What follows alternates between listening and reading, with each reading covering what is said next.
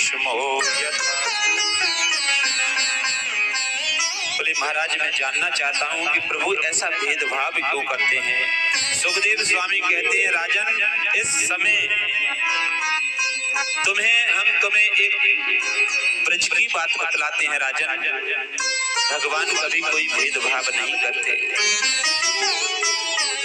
बोले कन्हैया जब 5 वर्ष के हुए ना, लाला जब 5 वर्ष को भयो तो मैया यशोदा ने उनका जन्मदिन निश्चय किया।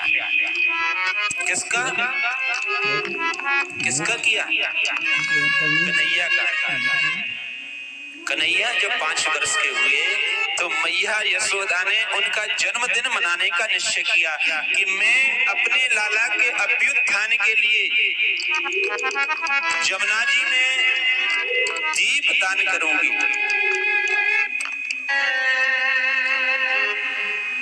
ऐसा जन्मदिन नहीं मनाया जो हम लोग मनाते हैं ना।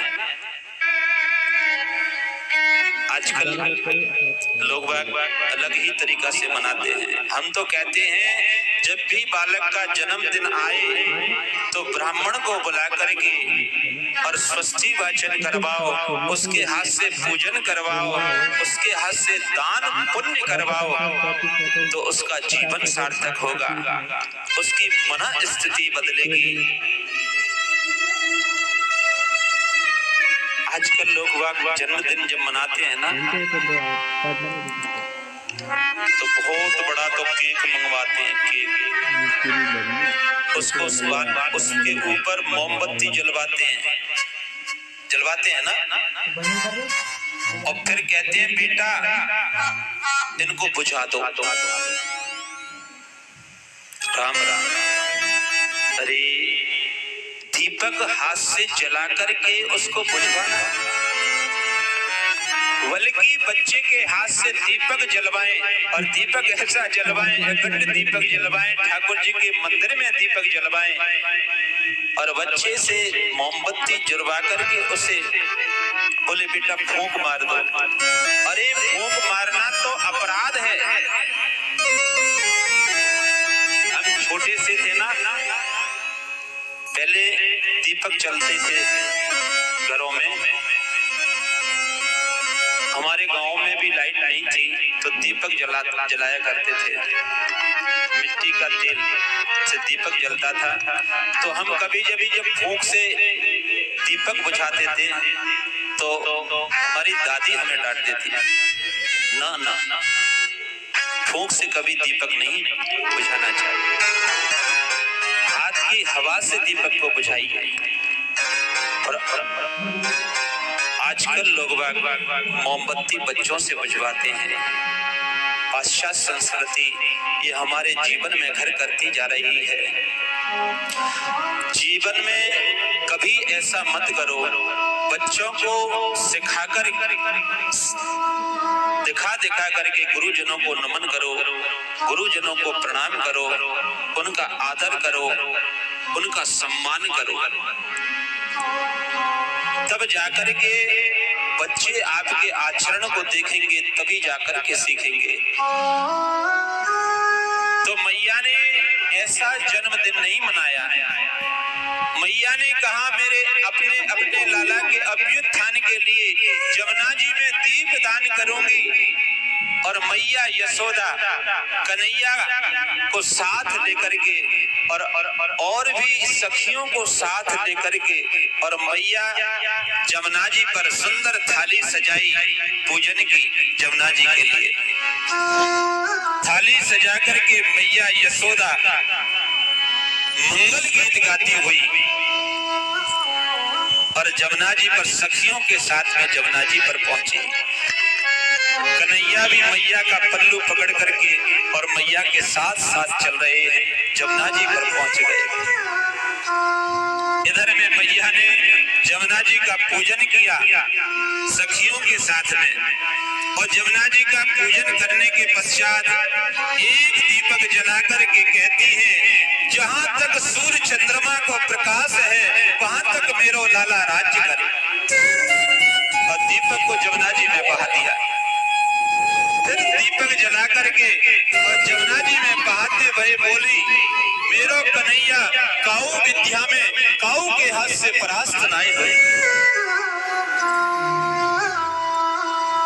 और फिर दीपक जला करके कहने लगी, मेरे कन्हैया के हजारों विवाह भइयों।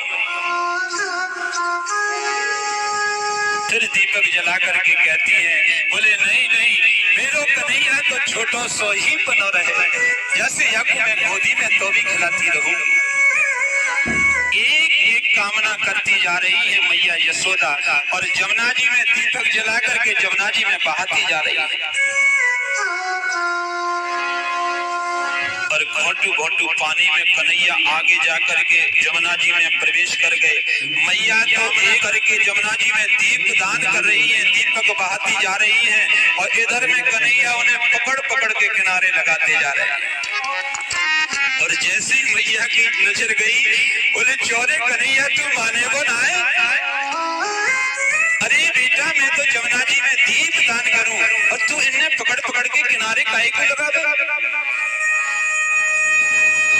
कन्हैया ने कहा, बोले माँ अगर मैं इनको पकड़ पकड़ के किनारे नहीं लगाऊंगा तो बह जाएंगे सब। मैया यशोदा ने कहा, बेटा यह भव सागर में करोड़ों प्राणी रोज बहे, तो कौन कौन को पकड़ पकड़ के किनारे लगाएगा? कन्हैया ने कहा, बोले माँ इस बात की परवाह मैं नहीं करता। क्यों? कि जो बहते बहते मेरे सन्मुख आ जाता है, सन्मुख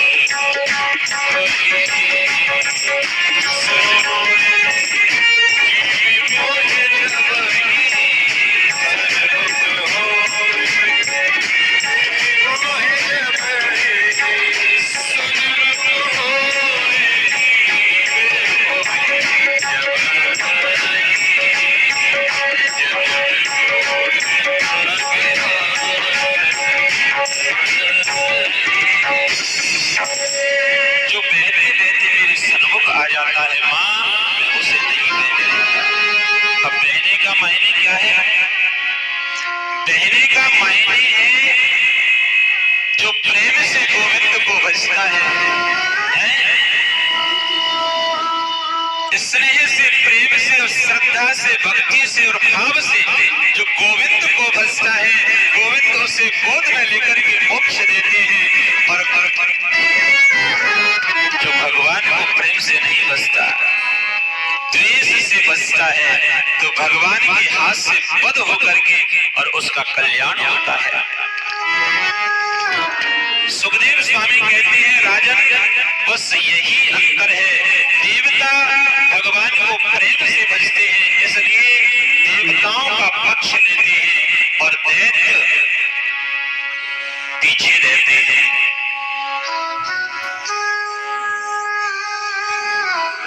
धर्म प्रभु के अग्रभाग से उत्पन्न है और अधर्म पृष्ठभाग से, पीछे से। आजकल हमने देखा है